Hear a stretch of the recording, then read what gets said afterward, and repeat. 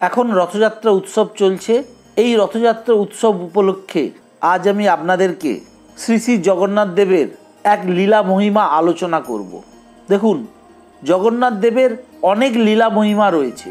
তার মধ্যে একটি হচ্ছে জগন্নাথ দেবের পদ্মবেশ। প্রতি বছর মাঘ মাসে শ্রী জগন্নাথ দেবকে কমল মালায় শোভিত করা হয় এবং সেই বিশেষ দিনটি প্রভুর যে বেশ হয় তা পদ্মবেশ নামে আজও প্রসিদ্ধ। এই পদ্মবেশ জগন্নাথ দেবের কেন হয়েছিল, এর পেছনে কি পৌরাণিক কাহিনী লুকিয়ে রয়েছে তা নিয়ে আজ আমি আলোচনা করব। নমস্কার বন্ধুরা, জ্যোতিষার্ণব শ্রী সৌম্যজ্যোতির ইউটিউব চ্যানেলে আপনাদের সবাইকে স্বাগত। আশা করি আপনারা প্রত্যেকেই ভালো আছেন ও সুস্থ আছেন বর্গভীমা মায়ের কৃপায়। আমি আগেই বলেছি, আজ আমি আলোচনা করব শ্রী শ্রী জগন্নাথ দেবের এক অপূর্ব লীলা মহিমা, যা জানলে আপনিও অবাক হবেন।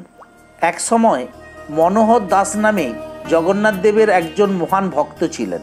এই মনোহর দাস মহেন্দ্র পর্বতে বাস করতেন এবং কঠোর ব্রত নিয়ম পালন করতেন। মহান ভক্ত এই মনোহর দাস ছিলেন ভানু রাজবংশের শেষ রাজার ভাই মিত্রভানুর গুরুদেব। মহেন্দ্র পর্বতে বহু বছর তপস্যা করার পর মনোহর দাস মনস্থ করলেন যে তিনি জগন্নাথ দেবের দর্শন লাভের উদ্দেশ্যে পুরী ধামে যাবেন। সেই মতো তিনি পুরীর উদ্দেশ্যে যাত্রা করলেন। যাত্রাপথে তিনি একটি পুকুরে স্নান করার জন্য থামলেন, আর সেই পুষ্করণী খুব সুন্দর সুন্দর পদ্ম ফুলে পরিপূর্ণ ছিল। সুতরাং শ্রী জগন্নাথ দেবের প্রতি গভীর প্রেম প্রীতি বশত মনোহর দাস কিছু পদ্ম ফুল চয়ন করলেন এবং যত্ন সহকারে এগুলিকে কাপড়ে বেঁধে মাথায় করে যাত্রা করলেন। যাত্রাপথ দীর্ঘ ছিল, কিন্তু তবুও যে পদ্ম ফুলের বোঝা তিনি তার মস্তকে করে নিয়ে চলেছিলেন তার ভারে তিনি আদৌ পীড়িত হলেন না। প্রভুর সেবার অতি আগ্রহে, বরং এই ভেবে তিনি গভীর আনন্দ অনুভব করলেন যে এই সুন্দর কমলগুলি শ্রী জগন্নাথ দেবকে শোভিত করার জন্য ব্যবহৃত হবে, আর তিনি হচ্ছেন এই রকম সুন্দর কমল পুষ্প দ্বারা শোভিত হওয়ার জন্য পরম উপযুক্ত পুরুষ। পরমানন্দে বিভোর হয়ে তিনি পৌষ মাসের পূর্ণিমা তিথিতে পুরীধামে পৌঁছালেন। মনোহর দাস ওই পদ্মগুলিকে নিয়ে খুঁটিয়াদের কাছে গেলেন। খুঁটিয়ারা হচ্ছেন শ্রী জগন্নাথ দেবের উদ্দেশ্যে মালাগাথার সেবাভার প্রাপ্ত সেবক। কিন্তু তিনি যখন তার ঝাঁপটি খুললেন তখন তিনি দেখলেন সমস্ত ফুলগুলি শুষ্ক হয়ে গিয়েছে। যেহেতু ফুলগুলি অনেক দিন আগে চয়ন করা হয়েছিল, তাই ফুলগুলি বিবর্ণ ও শুষ্ক হওয়ার কারণে খুঁটিয়ারা সেগুলি আর গ্রহণ করলেন না। এত প্রেমপ্রীত ও যত্ন সহকারে এই ফুলগুলি এতদিন ধরে তার কাঁধে বয়ে নিয়ে এসেছিলেন, তার ভগবানের সেবায় ব্যবহৃত হবেন না। খুঁটিয়ারা তার ফুল নিতে অস্বীকার করায় মনোহর এতেই প্রবল ব্যথিত হলেন।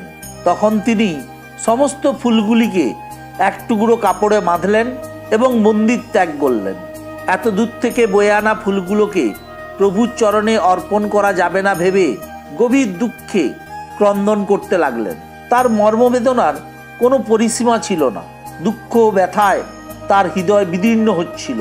অশ্রুমোচন করতে করতে মহাব্যাকুলতা সহকারে তিনি শ্রী জগন্নাথ দেবের কাছে প্রার্থনা করতে লাগলেন তিনি যেন তার আনিত কমল পুষ্পগুলি দয়াপূর্বক গ্রহণ করেন। তিনি এ বিষয়ে একটি গীত রচনা করলেন এবং তা জগন্নাথ দেবের উদ্দেশ্যে গাইতে লাগলেন। প্রভু যখন ভক্ত মনোহর দাসের প্রেম প্রীতিপূর্ণ এই গানের কথাগুলো শ্রবণ করলেন, তিনি তখন স্মরণ করলেন ভগবদ গীতায় তিনি প্রতিশ্রুতি দিয়েছিলেন যে বিশুদ্ধ চিত্তে নিষ্কাম ভক্ত পত্র পুষ্প ফুল ও জল ভক্তি প্রীতিপূর্বক আমায় নিবেদন করে তার উপহার আমি গ্রহণ করে থাকি। এখন এই মহান ভক্ত এই পুষ্পগুলি নিবেদন করতে চাইছে। কেমন করে শ্রী জগন্নাথ তা প্রত্যাখ্যান করবেন? কিন্তু খুঁটিয়ারা সেই ফুলগুলি নিতে সম্মত নয়, কারণ সেই ফুলগুলি শুকিয়ে গেছে। তখন শ্রী জগন্নাথ দেব তার কৃপাপূর্ণ সদয় দৃষ্টিপাত সেই ফুলগুলির উপর পড়ে। অবিলম্বে কমলগুলি পরিপূর্ণ সতেজতা সহকারে ও পূর্ণ সৌরভে প্রস্ফুটিত হয়ে উঠল। যদিও এই ফুলগুলো 15 দিন পূর্বে তোলা হয়েছিল, হঠাৎ সেইগুলোকে মনে হতে লাগলো সেই দিনই ফুলগুলো চয়ন করা হয়েছে।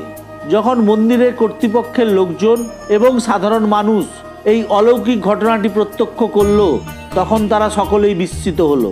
প্রত্যেকেই উপলব্ধি করলেন যে মনোহর দাস প্রভু শ্রী জগন্নাথ দেবের একজন মহান ভক্ত। মনোহরের ভক্তিভাবে সন্তুষ্ট হয়ে প্রভু জগন্নাথ তার শুষ্ক ফুলগুলোকে সদ্য প্রস্ফুটিত ফুলে পরিণত করেছিলেন।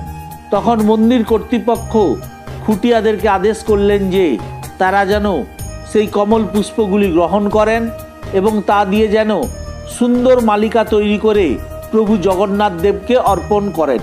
সেই দিন বড় সিংহার বেশের সময় প্রভু সেই কমল পুষ্পের মালায় শোভিত হলেন এবং পূজারী তাকে বিশেষ ক্ষীরভোগ নিবেদন করলেন এবং সকল ভক্তরা তা দর্শন করে অত্যন্ত আনন্দ লাভ করলেন এবং তার গুণকীর্তন করতে লাগলেন এবং জয়ধ্বনি দিলেন।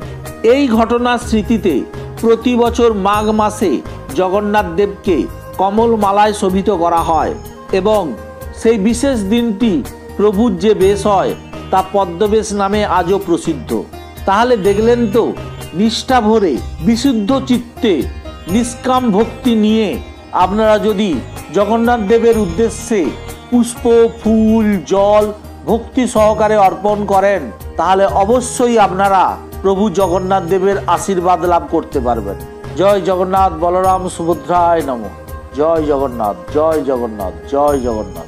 আপনারা সবাই ভালো থাকবেন, সুস্থ থাকবেন। নমস্কার।